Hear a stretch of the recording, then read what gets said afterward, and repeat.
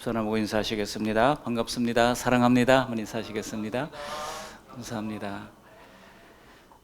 오늘 주시는 말씀은요, 제목에 나를 본 자는 아버지를 보았거늘 그랬습니다. 부제로 하나님을 아는 지식이라고 제가 이제 제목을 붙여봤습니다. 여러분, 지난주에는 부활절이었고요. 지지난주에는 무슨 내용 말씀 들었는지 기억나십니까? 하나님 나라에 관한 말씀을 통해서 이제 성경적 교회론을 말씀드렸다면, 오늘은 하나님을 아는 지식, 나를 본 자는 아버지를 보았다, 이 삼위 하나님에 대한 신론에 관한 말씀을 통해서 함께 은혜를 나누고자 합니다. 세상적인 종교적 관점으로 보아도 기독교만큼 사회를 계몽하고 의료 분야에서, 교육 분야에서, 또 정치 발전 분야에서 사회에 큰 기여를 한 종교는 없습니다. 그러나 하나님을 믿는 우리의 신앙은 본래 이렇게 세상을 위한 종교라기보다는 사실은 내세를 위한 것이라 할 수 있습니다. 우리가 현재의 삶을 아끼고 가치 있게 살고자 하는 것도 결국은 내세를 위한 것입니다. 그러므로 우리가 이런 원리를 자꾸만 확인하지 않으면 금세 우리의 믿음은 단지 현재를 잘 살기 위한 세속적 종교로 전락할 수가 있습니다. 현세는 시편 90편 4절의 말씀처럼 밤의 한 순간에 지나지 않는 것에 불과합니다. 그러나 내세는 영원한 것입니다. 그러므로 우리는 다른 그 무엇보다도 영원한 하나님에 대한 지식, 그리고 영원한 하나님의 나라에 관한 지식, 그리고 십자가에 관한 지식, 이런 성경적 지식을 즐거워할 필요가 있습니다. 왜냐하면 그 안에 구원의 비밀과 내가 얻을 장차 영원한 하늘나라에 대한 말씀들이 들어있기 때문입니다. 오늘 본문에 보시면 등장인물들이 있죠. 누굽니까? 예수님이 등장하고 또 예수님의 제자 가운데 빌립 제자가 등장합니다. 예수님의 12제자 중에도 빌립이 있었고 7집사 중에도 빌립이 있었으니까 어떤 빌립인지 잘 구분할 필요가 있겠죠. 제자 빌립의 불완전한 믿음이 어떠한가를 오늘 본문은 잘 보여주고 있습니다. 빌립이 예수님께 의혹을 품었잖아요. 근데 거기에 대하여 예수님은 참된 믿음을 갖기 위하여 가장 중요한 것이 무엇인가? 그것은 바로 하나님을 아는 지식이라고 가르쳐 주십니다. 우리는 과거 역사 속에 오셨던 예수님과 현재 하나님 보좌 우편에 앉아 계신 예수님을 동시에 잘 알 필요가 있습니다. 그래야 내세를 위한 견고한 믿음을 세울 수가 있습니다. 당시 제자들은 단지 눈에 보이는 예수님만을 바라봤기 때문에 믿음에 실패했던 겁니다. 그렇지만은 그랬던 제자들이 부활하신 예수님, 그리고 영광을 받으신 주님을 알고 나서야 비로소 하나님 나라도 바로 알게 되었고, 그래서 목숨을 내놓기까지 하면서 순교하기까지 하면서 복음을 증거하는 삶을 살 수가 있게 되었던 것입니다. 제자들이 그랬듯이 우리도 제각각 다른 하나님에 대한 신지식을 가지고 있는 경우가 많습니다. 그래서 오늘 말씀을 통해서 삼위 하나님에 대한 성경적 믿음을 다시 한번 확립할 수 있기를 바랍니다.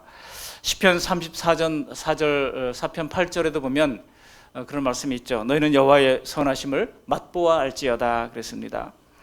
물론 이 방대한 하나님에 관한 신지식을 이렇게 짧은 시간 안에 나눈다고 하는 것은 쉽지 않고 늘 부족함을 느낍니다. 그러나 오늘 성령님 도와주셔서 오늘 말씀을 잘 이해하게 인도해 주시기를 바랍니다. 그리고 이 땅의 일보다도 내세에 관한 그런 믿음을 갖게 해 주시기를 소망합니다. 오늘 나눌 말씀은 크게 세 가지로 함께 요약을 해서 나누고자 합니다. 하나님께서 우리에게 원하시는 성삼위 하나님에 관한 믿음은 어떤 믿음이겠습니까? 세 가지 믿음이에요. 첫 번째는 바로 현세를 뛰어넘는 믿음, 달리 말하면 내세를 향한 믿음이라고 할 수 있습니다. 그리고 두 번째로는 삼위 하나님과의 관계를 아는 믿음이라고 할 수 있습니다. 하나님과의 관계, 내가 아버지 안에 있고 아버지가 내 안에 있는 그 관계에 대한 믿음을 가질 필요가 있다고 하는 것이죠. 그리고 세 번째로는 바로 예수님이 하신 일을 통해서 하나님을 아는 믿음, 그러니까 예수님의 사역을 통한 믿음을 가질 필요가 있다는 것입니다. 이 세 가지를 함께 나누면서 은혜 나누고자 합니다. 첫 번째로 현세를 뛰어넘는 믿음입니다. 현세적 믿음, 이런 믿음의 수준은 그 자체가 필요 없다고 얘기할 수는 없지만 한계가 있는 것이죠. 분명히 한계가 있습니다. 그것을 뛰어넘는 믿음이 필요합니다. 여기 8절에 보면 빌립은 예수님께 하나님 아버지를 보여달라고 하지 않습니까? 지금 제자들은요, 3년 동안 따라다녔던 예수님이 24장, 15장, 16장을 우리가 고별 설교라고 말하는데 자꾸 어디론가 간다고 말씀하시고 떠난다고 말씀하시고 십자가를 진다고 말씀하시는데 정말 제자들은 듣기가 지금 힘든 상황에 있습니다. 불과 며칠 전까지만 하더라도 예수님께서는 영광의 예루살렘 입성을 통하여 많은 사람들이 호산나 다윗의 이름으로 오시는 이여, 다윗의 이름으로 온다고 하는 것은 무슨 얘기입니까? 여러분, 역대하 17장에 보면 다윗의 위가 영원히 견고하게 선다고 말씀하고 있지 않습니까? 그게 소위 다윗 언약이죠. 하나님께서 다윗의 위를 영원히 견고하게 하신다고 했는데, 실제로 이스라엘 역사 가운데 이제 시드기야가 두 눈이 뽑히고 바빌론의 포로로 끌려가고 그렇게 유다의 나라가 멸망을 당했을 때, 그 다윗 언약을 철석같이 믿고 있었던 많은 사람들은 큰 충격을 받을 수밖에 없었습니다. 그러면 다윗 왕국은 어떻게 되는 것이냐?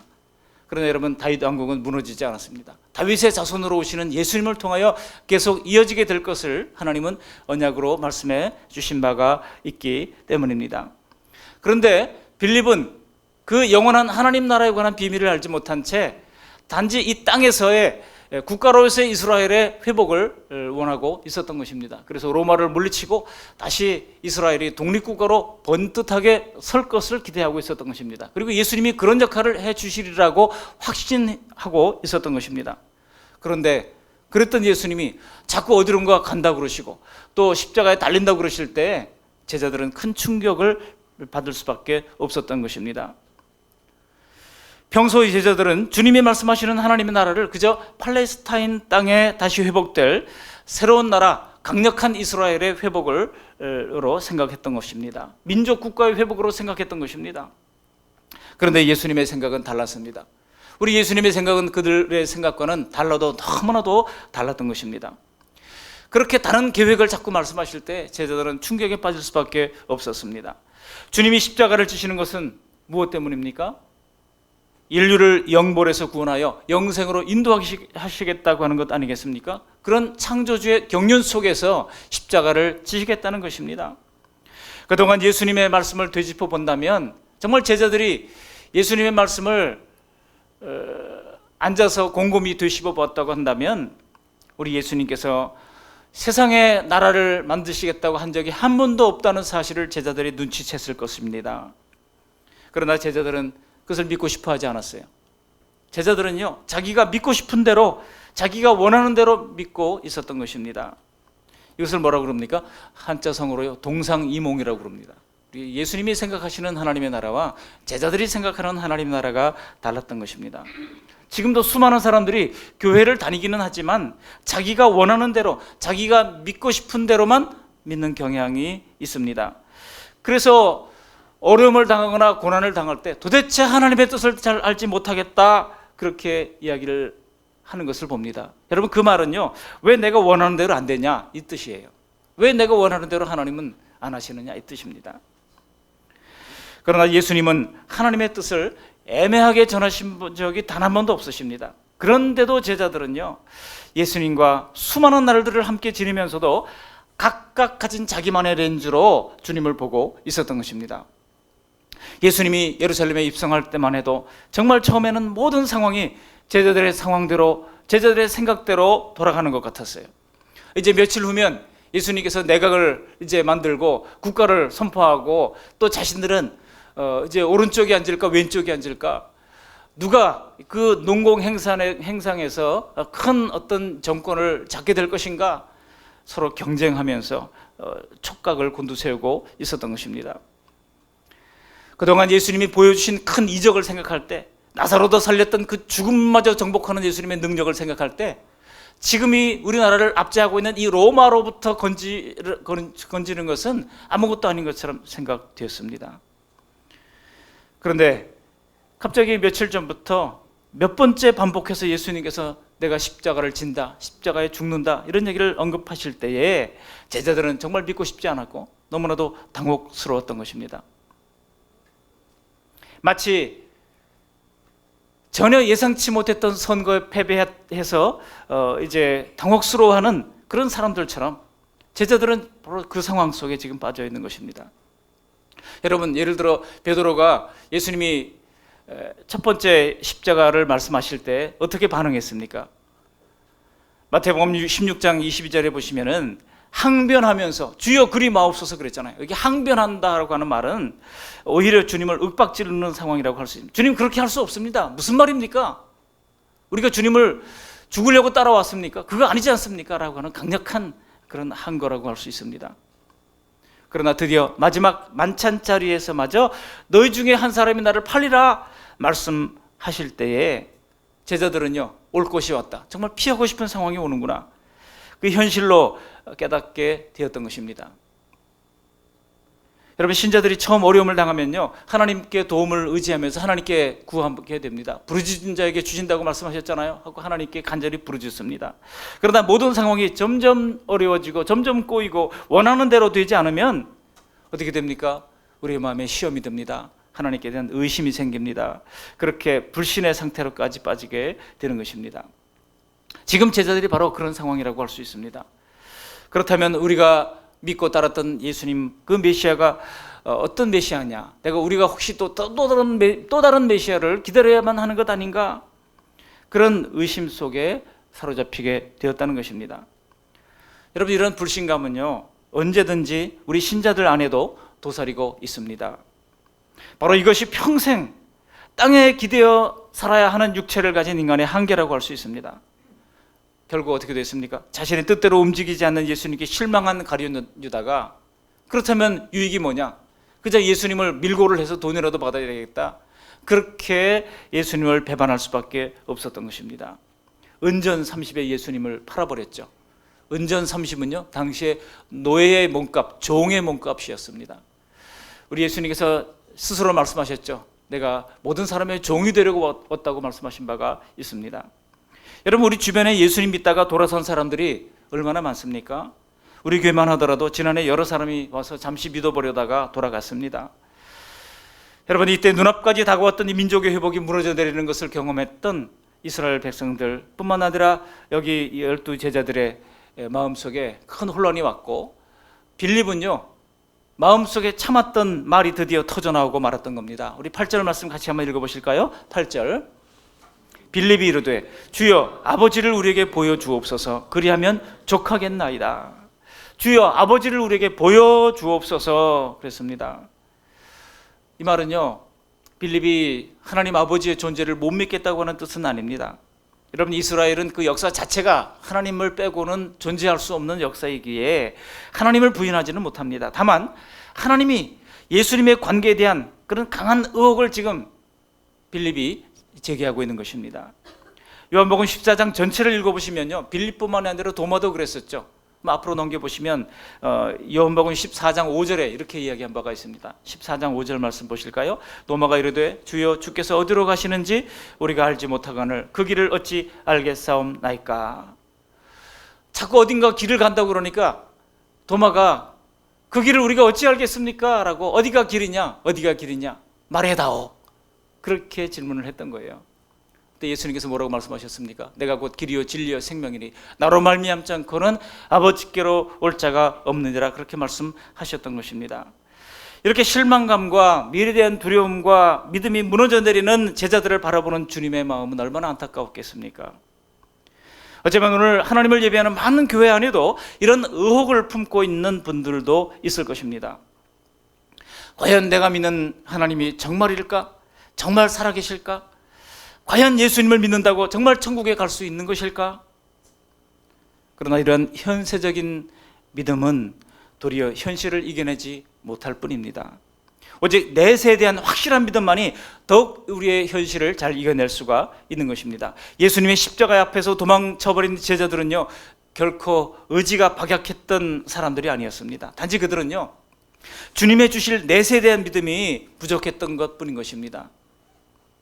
인생의 위기를 만날 때 사람은 결국 더욱 확실한 것을 의지하게 되어 있습니다. 그렇기 때문에 우리는 내세의 근거가 될 만한 이 성경적 진리를 잘 이해하고 믿게 되시기를 바랍니다. 그것은 곧 현세뿐만 아니라 내세까지 온전히 신뢰하는 그런 믿음으로 우리의 믿음을 세워나가야 하는 것입니다. 이것이 주님께서 우리에게 요구하시는 믿음이에요. 두 번째로 성삼위 하나님에 대한 이 성경적 믿음은요, 삼위 하나님과의 이 관계, 삼위 하나님의 관계를 아는 믿음이라고 할 수 있습니다. 예수님께서 빌립에게 어떻게 예수님을 통해 하나님 아버지를 알고 믿으라고 가르치시는지를 우리가 살펴볼 필요가 있습니다. 9절에 보시면 이렇게 말씀하시죠. 빌립에게 예수님을 통해서 하나님 아버지를 알고 믿으라고 말씀하고 있습니다. 그래서 예수님은요, 빌립에게 하나님 아버지를 보여달라고 그랬는데 보여주지 않으셨어요. 그러므로 우리 역시 하나님을 보여달라고 기도할 필요는 없습니다. 오늘 주님의 답변은 예수님 자신을 통해 예수님이 하나님을 이미 보여주셨기 때문에 또 다른 하나님을 보여달라고 예수님께 구할 필요가 없다고 하는 것입니다. 보이지 않는 하나님이 보이는 하나님으로 나타나는 분이 바로 예수님이기 때문입니다. 우리에게는 그들이 전해준 성경 속의 예수님과 성령님을 통하여 하나님을 볼 수가 있는 것입니다. 믿음은 하나님을 육안으로 본다고 생기는 게 아니에요. 여러분, 보는 거로 믿음이 생긴다고 그러면 시내산에서 이스라엘 백성들이 그 어미한 하나님의 모습을 그들이 보지 않았습니까? 그랬다고 그들이 다 믿었습니까? 그렇지 않았잖아요.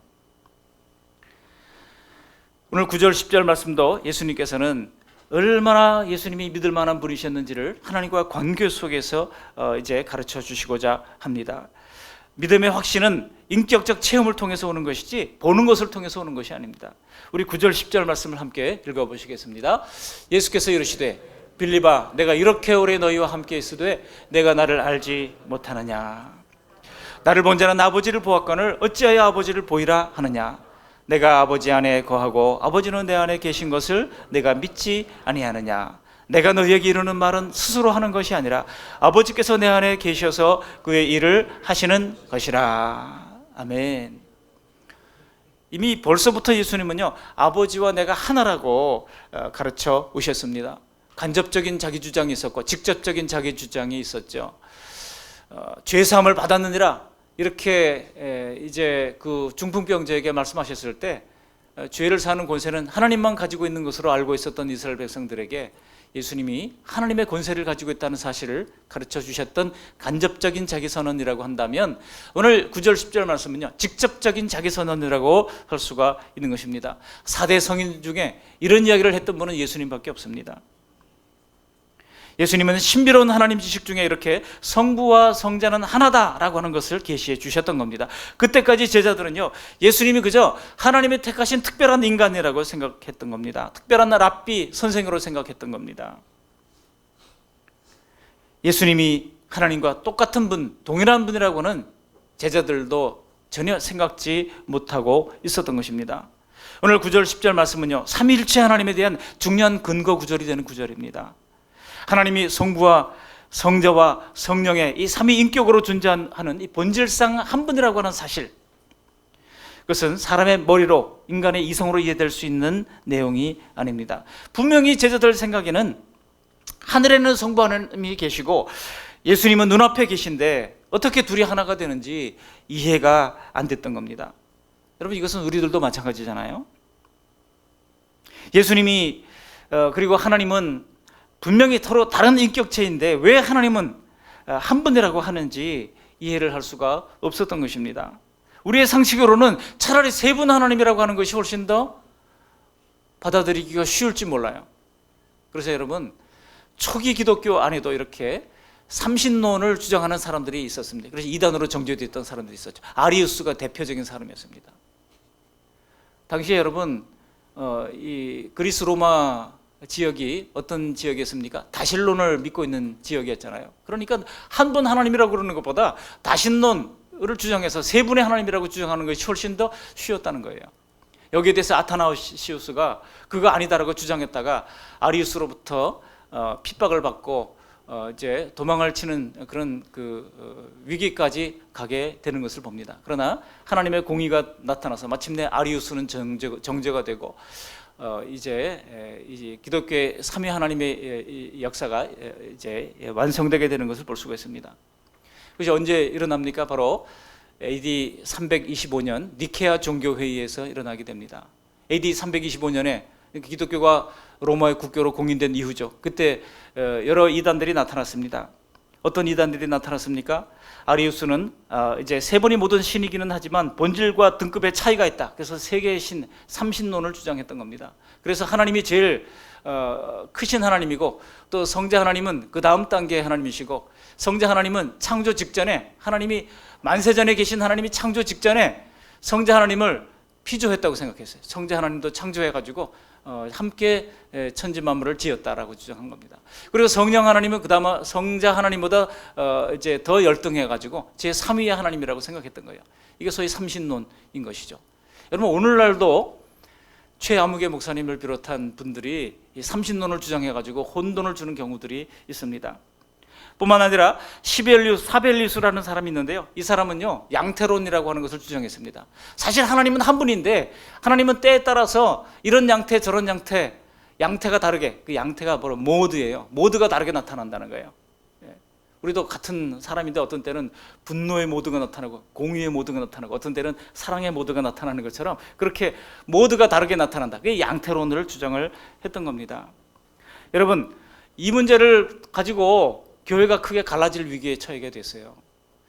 모진 핍박 속에서 기독교는 스스로를 잘 보호했지만은 오히려 기독교가 국가의 종교가 된 마당에 이런 내부적인 갈등으로 말미암아 교회가 깨어질 위기에서 AD 325년 이 니케아 종교회의에서, 오늘날의 이 니케아는요 터키의 북서부에 있는 그 이즈닉이라고 하는 도시가 있습니다. 이즈닉 호수가 있고 그 호수 옆에 있는 큰 도시가 있는데요, 아주 큰 도시는 아니고 작은 도시인데 이즈닉, 그것이 옛날에는 바로 니케아였죠. 그 니케아에서 이제 종교회의를 통해 가지고 결론을 내리게 됩니다. 그 결론이 뭡니까? 성부, 성자, 성령은 본질상 동일하다라고 말하면서 바로 이 삼신론을 거부했던 것이죠. 그리고 본질상 동일하지만 그 인격은 그 펄슨은 바로 새 위로 존재하는데 각기 독특한 펄슨을 가지고 있다, 그렇게 얘기를 했습니다.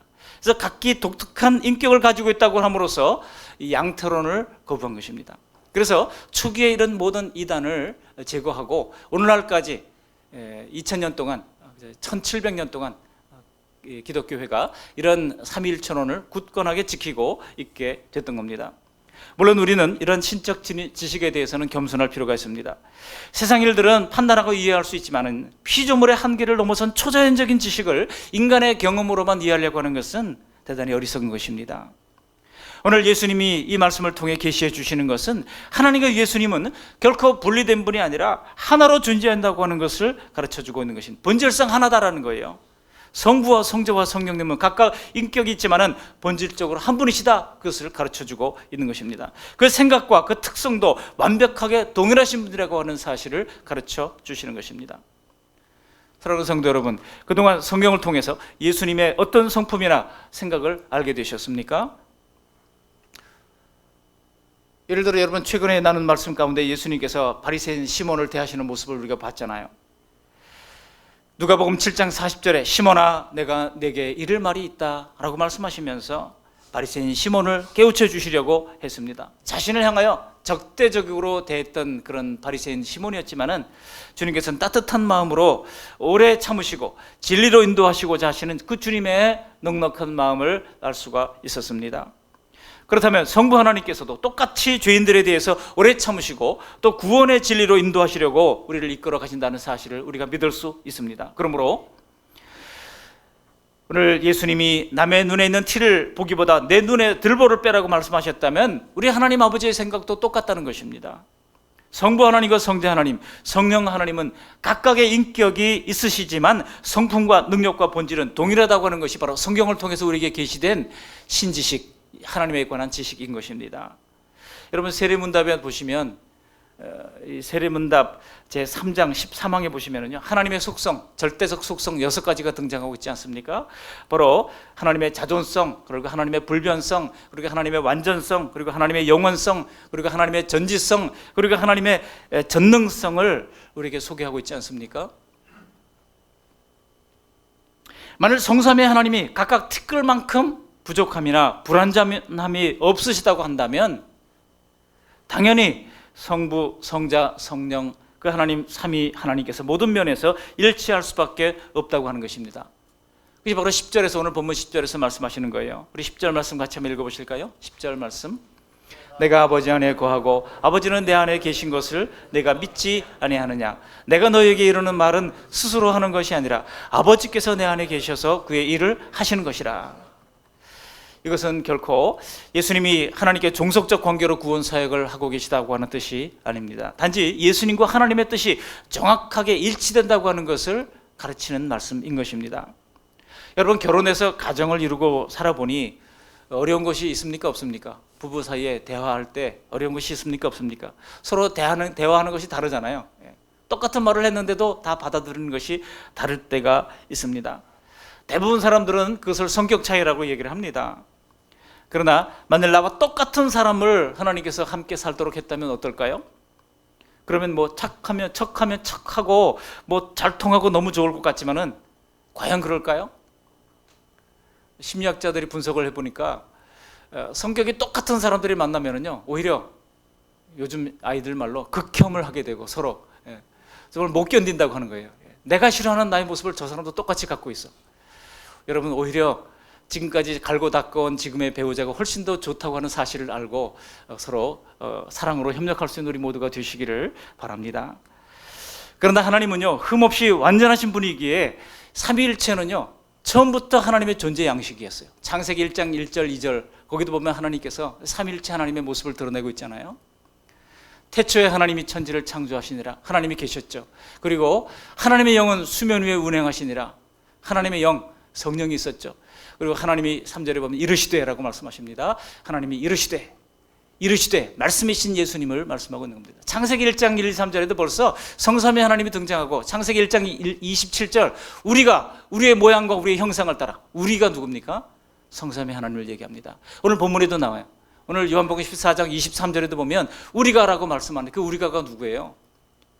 요한복음 14장 23절에 나타나는 우리가는 바로 성삼위 하나님을 나타내고 있는 것입니다. 수많은 이 성삼위 하나님에 관한 삼위일체 지식이 성경 속에 녹아들어 있습니다.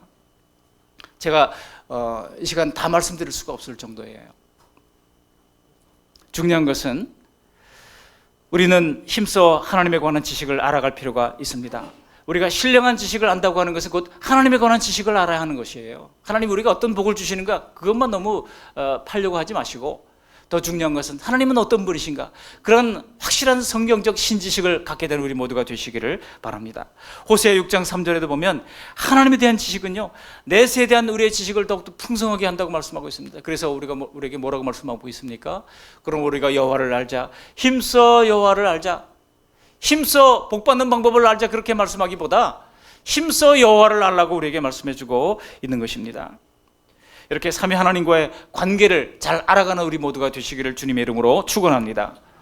세 번째로 성삼위 하나님에 관한 우리의 믿음은 어떤 믿음이어야 합니까? 바로 예수님의 사역을 통하여 아는 믿음이어야 한다는 것입니다. 오늘 여기 일이라고 하는 단어가 10절, 11절, 12절 계속 반복해서 나오잖아요. 특별히 11절 말씀 보시면 하반절에 그 일로 말미암아 믿으라고 말씀하고 있습니다. 여러분 11절 말씀 같이 한번 읽어보시겠습니다. 11절 내가 아버지 안에 거하고 아버지께서 내 안에 계심을 믿으라. 그렇지 못하겠거든 행하는 그 일로 말미암아 나를 믿으라. 여러분, 만일 예수님이 하나님이라고 하는 말씀이 잘 믿어지지 않는다고 하면 다른 방법이 있다는 뜻이에요. 그 다른 방법이 무엇입니까? 예수님이 행하신 일을 가만히 묵상해 보라는 것입니다. 예수님과 하나님과의 동일한 하나님이라고 하는 것을 우리가 알 수 있는 방법은 예수님이 행하신 일을 우리가 묵상해 보면 단번에 알 수 있다고 하는 뜻입니다. 그렇다면 여러분, 예수님이 행하신 일, 어떤 일을 묵상해 보라고 하는 것일까요? 예수님이 기적을 베푼 것을 묵상하라는 것일까요? 제가 생각하기에는 아닙니다. 여러분, 기적 자체로만 예수님이 무리를 걸으시고 예수님이 죽은 자를 살리시고 예수님이 오병이어의 기적을 일으키고 그랬던 기적 자체만을 생각해서 예수님을 정말 하나님이라고 우리가 생각할 수 있다면 구약에는 어떻습니까? 구약의 엘리사는 어땠습니까? 엘리야는 어땠습니까? 엘리야도요 죽은 자를 살렸습니다. 엘리사는요 엘리야의 겉옷을 들고 막 요단강을 치니까 요단강이 막 갈라지는 그런 기적의 역사가 나타났던 겁니다. 대단한 역사들이 구약에도 많았어요. 그렇다고 우리가 엘리사나 엘리사를 엘리야를 하나님이라고 받아들이지는 않잖아요. 그러니까 병자를 고친 것도 이미 구약에도 있었고 기적을 베풀었던 것도 이미 구약에 다 있었다는 얘기입니다. 그러니까 그런 기적만으로는 예수님이 하나님이라고 우리가 볼 수 있는 것이 아니라고 하는 뜻입니다. 그렇죠? 여러분, 그렇다면 제자들이 3년 동안 함께 지내면서 예수님으로부터 무엇을 느꼈겠습니까? 단지 이적을 일으키는 큰 권능을 가진 분이시라고 하는 그런 뜻이 아닙니다. 제가 생각하기에는 오히려 예수님의 그 탁월한 인격, 그 인격에서 보통 사람들과는 완전히 다르다고 하는 강력한 느낌을 제자들이 가지게 됐던 겁니다. 우리도 만일 그때 예수님을 보았다면 저분은 보통 인간의 모습과는 완전히 다른 분이구나 하는 것을 느꼈을 것입니다. 왜냐하면 예수님의 인품과 생각은 사람의 한계를 뛰어넘는 신비하신 분이셨기 때문입니다. 예수님의 가르침이 바로 그것을 보여주고 있잖아요. 여러분, 오른뺨을 때리는 자에게 왼뺨을 돌려대라, 그렇게 말할 수 있는 사람은 없습니다. 여러분, 우리는 어떻습니까? 우리가 자식에게 그렇게 가르치는 사람 별로 보지 못했어요. 오히려 뭐라고 그래요? 한 대를 맞으면 두 대를 때려라, 무시하지 못하도록 해라. 그렇게 예수 믿는 사람들도 그렇게 가르치더라고요. 예수님 믿는 사람들도. 그래서 자녀들이 어디 가서 주눅 들지 않도록 그렇게 가르치는 경우들을 많이 봤습니다. 겉옷을 달라는 사람에게 속옷까지 내어주라. 여러분, 그런 말씀을 할 수 있는 사람, 인간은 없습니다. 자신의 것까지 남김없이 가난한 자들에게 내어줄 사람은 별로 없다는 것입니다. 아무리 이타적인 사람이라도 최소한 자기 것은 남기지, 남을 위해서 자신의 모든 것을 다 희생하는 사람은 없습니다. 그러나 우리 예수님은 자기 자신을 위해서는 아무것도 남기지 않으셨습니다. 주님이 이런 은혜의 말씀을 가르치실 때 사람들은요, 큰 감동을 받았습니다. 그러나 주님처럼 그 모든 영광을 하나님께 돌린 사람은 없었습니다. 감동은 받았지만 자신은 그렇게 하고 싶지 않았던 겁니다. 여러분, 오히려 주님처럼 그 모든 영광을 하나님께 돌리기보다는 오히려 주님의 영광마저도 가로채려고 하는 것이 바로 인간의 얄팍한 세속적인 계산법인 것입니다. 공로 가로채기. 여러분, 이 공로 가로채기가 얼마나 지금 만연했는지 몰라요. 정치권은 물론이거니와 또 공직사회도 마찬가지입니다. 부하 직원이 했던 모든 공로를 자기가 다 가로채가지고 또 승진하려고 하는 그런 경우들이 만연해 있죠. 이 아카데미라고 하는 이 대학에서도 마찬가지입니다. 제자들이 만든 논문을 가지고 이제 교수님이 가로채는 경우도 얼마든지 있습니다. 그러나 우리 주님과 같은 사람은 아무도 없었습니다. 우리 주님께서 바로 내가 한 일을 통해서 이 성삼위 하나님에 관한 생각을 해보라고 말씀하시는 이유가 바로 거기에 있습니다. 내가 너희와 다른 것을 보지 못하느냐? 이것이 바로 하나님의 모습이라고 가르쳐 주시는 것입니다. 우리가 믿는 예수님은 단지 다른 사람들보다 조금 더 인자하신 분, 다른 사람들보다 조금 더 자비로우신 분, 다른 사람들보다 조금 더 사랑을 베풀 수 있는 분, 그런 차원이 아닌 것입니다. 그 중에 주님께서 보여주신 가장 중요한 인격적인 특징은 바로 요한일서 4장 16절에서 가르치고 있는 바와 같이 하나님은 사랑이시라 하는 것입니다. 하나님은 사랑이시라. 요한일서 4장 16절 말씀 우리 화면에 있는 것 같이 한번 읽어보실까요? 시작. 하나님이 우리를 사랑하시는 사랑을 우리가 알고 믿었노니 하나님은 사랑이시라. 하나님은 사랑이시라.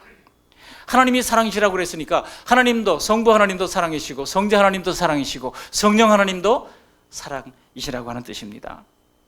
그러므로 우리가 하나님을 사랑하는 것보다 더 중요한 것은 하나님은 나를 사랑하신다, 하나님은 사랑이시다라고 하는 사실을 우리가 믿는 것이 더 중요합니다. 우리는 예수님을 통하여 그 사실을 변함없이 알 수 있고 의심 없이 믿을 수 있습니다. 하나님이 사랑이시기에 죄에 빠진 인류, 그리고 하나님의 심판 아래 떨어져 있는 인류를 구원하실 대속의 복음을 주님께서 계획하시고 그것을 이루시기 위하여 친히 십자가를 지신 것입니다. 이 놀라운 하나님의 사랑의 크기가 어느 정도인지 우리는 감히 짐작할 수도 없습니다. 그러나 하나님의 사랑이 우리를 위해 어떤 일까지 하셨는지를 우리가 생각해 볼 수는 있죠. 하나님은 완벽하시고 완전하시기에 항상 불변하는 존재이십니다. 그런데 그러한 하나님이 스스로 변화되어 낮아지신 것이 바로 예수님의 성육신인 것입니다. 그리고 그것도 피조물의 형상으로 낮아지셔서 인간의 모습을 입고 오신 것입니다. 성자 하나님이 가장 완전했던 존재의 형태를 버리시고 스스로 인간이 되셨고 그 몸으로 우리의 죄를 위하여 대신 죽어 속죄해 주신 것입니다. 그리고 부활하신 뒤에도 어땠습니까? 인간의 몸을 벗지 않으시고 승천하셨습니다. 그러니까 여러분, 우리가 이제 주님이 다시 오실 때 이제 천국에 가서 볼 때 우리는 정말 인간의 몸을 입고 계신 그 예수님을 우리가 육안으로 보게 될 것입니다. 그러면 그래서 우리 예수님의 무덤이 없었던 것 아니겠습니까? 무덤이 필요 없었습니다. 성육신 이전의 존재 방식이 가장 완벽했음에도 불구하고 우리와 동일하게 되어서 대신 죄값을 치르시기 위하여 성육신 하셨던 겁니다. 그러므로 우리가 하나님 앞에 갔을 때 우리는 똑같은 육체의 예수님을 보게 될 것입니다. 자신을 낮추시고 기꺼이 자녀들과 똑같은 육신의 옷을 입으신 그 예수님이 헤아릴 수 없는 사랑을 어쩌다 우리가 이해할 수 있겠습니까? 근데 여러분, 하나님의 사랑은요, 여기서 끝나는 게 아니에요. 여기서 끝이 아닙니다. 우리를 사랑하시기에 그 더 놀라운 생각을 하고 계시다고 하는 것을 오늘 12절에서 알 수가 있어요. 우리 12절 말씀 보실까요? 12절 말씀 함께 읽어보십니다. 내가 진실로 진실로 너에게 이르노니 나를 믿는 자는 내가 하는 일을 그도 할 것이요 또한 그보다 큰 일도 하리니 이는 내가 아버지께로 감이라. 저는 처음에 이 말씀을 받았을 때, 맞아, 예수님은 12제자 고작 사역했지. 근데 우리는 이 사역자들도 마찬가지죠. 어떤 분들은 뭐 3만 명, 뭐 10만 명 교인들 가지고 있는 그런 거대 교회 목사님들 보면 참 존경스럽기까지 합니다. 아, 대단한, 정말 성경 말씀이 맞구나, 그런 생각을 했는데요. 이 말씀을 깊이 묵상하다 보니까 그런 뜻이 아니라고 하는 사실을 알게 됐어요. 뭐 일을 엄청나게 크게 하고 뭐 전도 열매를 많이 맺고 그거 하라는 게 아닙니다. 내가 하는 일을 너도 할 것이라고 하는 그 말씀, 이 말씀은 무슨 뜻이겠습니까? 그것은 곧 예수님이 가지신 성품을 우리도 갖게 될 것이라고 하는 그런 하나님의 말씀입니다. 여러분, 교회는 큰데 그 성격은 이상한 그런 분들도 얼마든지 우리가 만날 수 있어요. 그렇기 때문에 외적인 어떤 사역의 크기, 사역의 열매를 가지고 말씀하시는 것이 아닙니다. 우리의 성품의 열매를 가지고 말씀하고 있는 것입니다. 성령으로 거듭나고 성령 안에서 지배를 받는 예수님의 성품을 닮은 그 성품을 우리도 가지게 될 것이라고 말씀하고 있는 것입니다. 원래 우리가 8월 달에 계획을 하고 있었습니다만 우리 전교인 가족 수양회만을 가게 되면 우리 전남 신안군에 문중경 전도사님 있는 곳을 한번 가보기를 원했습니다. 8월 달까지 환경이 좀 좋아지면 가고 싶은데요. 거기 문중경 전도사님을 통해 가지고 많은 사람들이 예수를 믿든지 믿지 않든지 그 여전도사님을 존경했습니다. 그리고 이제 북한군의 총에 의해서 그 순교를 당하기까지 많은 사람들이 눈물로, 약 2만 명이나 되는 많은 사람들이 모여가지고 장례식에 통곡하고 눈물로 그를 보냈다고 하지 않습니까? 여러분, 그 문중경 전도사님, 그 어쩌면 그런 사랑이 있을까? 많은 사람들은 한국의 마더 테레사라고 불렀습니다. 그 문중경 전도사님 이야기를 들어보시면요, 정말 놀라운 그런 사랑을 가지게 되었던 것을 알 수가 있습니다. 그녀의 사역 속에서 수많은 한국교회 초기 훌륭한 목사님들이 많이 배출되어 나왔습니다. 이인재 목사님, 그리고 백정희 목사님, 이봉성 목사님, 김준곤 목사님, 이만신 목사님, 정태기 목사님, 고훈 목사님, 최영남 목사님, 이런 한국교회 기둥 같은 일꾼들이 그의 가마력 안에서 쏟아져 나왔던 것입니다. 당시 신안군에서는요, 믿든지 믿지 않든지 많은 사람들이 문전도사님에게서 예수님을 느끼게 됐던 겁니다. 예수님의 인격, 예수님의 인품, 예수님의 사랑을 느끼게 됐던 겁니다. 바로 이것이 내가 하는 일을 너희도 할 것이라고 하는 말씀인 것입니다. 이해가 되십니까? 여러분, 하나님이 우리에게 부어주신 성령을 부어주신 목적이 바로 그것입니다. 참, 우리가 생각하기에 우리가 어떻게 할 수 있습니까? 생각할 수 있잖아요. 근데 여러분, 12절 하반절이 바로 그 비결을 가르쳐주고 있는 것입니다. 이는 내가 아버지께로 가미니라 그랬어요. 이는 내가 아버지께로 가미니라. 우리가 할 수 없지만 내가 아버지께로 가미니라. 예수님께서 아버지께로 가셔서 성령을 우리에게 보내주시면 우리는 나도 모르게 예수님의 그 사랑의 성품을 닮아가게 되어 있다고 하는 뜻입니다. 예수님은 20절에서 이렇게 말씀하신 바가 있습니다. 14장 20절에 보시면 그날에는 내가 아버지 안에 너희가 내 안에 내가 아버지 안에 있는 것을 너희가 알리라. 내가 아버지 안에, 예수님이 하나님 안에, 그리고 너희가 내 안에, 그리스도인들이 예수님 안에, 그리고 내가 아버지 안에, 다시 한번 반복해서 예수님이 하나님 안에 있는 것을 너희가 알게 된다고 말씀하고 있습니다. 그리고 23절에 있는 것처럼 우리라고 하는 말씀 속에는 바로 성삼위 하나님이 함께 하시는 것을 말씀하고 있습니다. 즉 삼위일체 하나님의 사랑과 완전하심 속에 우리를 슬쩍 끼워 놓겠다는 거예요. 우리같이 부족하고 우리같이 이기적이고 우리같이 거짓말하고 우리같이 욕심 많은 우리를 하나님의 완전한 성품 속에 끼워 주시겠다고 하는 이 놀라운 약속, 참으로 놀라운 말씀 아닐 수가 없습니다. 때로 우리가 이렇게 하나님과 함께 영원한 복을 누리며 사랑하며 살 수 있는 하나님의 가족으로 부르신 그런 자격이 있는가 생각을 하게 됩니다. 정말 놀라운 하나님의 계획 속에 우리를 하나님께서 다 이제 염두에 두고 계셨던 겁니다. 여러분, 이런 약속의 말씀을 생각할 때 갑자기 떠오르는 대사가 나오더라고요. 요즘 유행하는 말로 하나님은 다 계획이 있으시구나. 하나님은 다 계획이 있으시구나. 우리 옆 사람에게 한번 이야기해 보실까요? 시작. 하나님은 다 계획이 있으시구나. 그렇습니다. 우리가 다 부족하고 연약한 사람들이지만 하나님은 우리를 이런 놀라운 신의 성품에 참여하게 해주신다고 하는 것입니다. 말씀을 정리하겠습니다.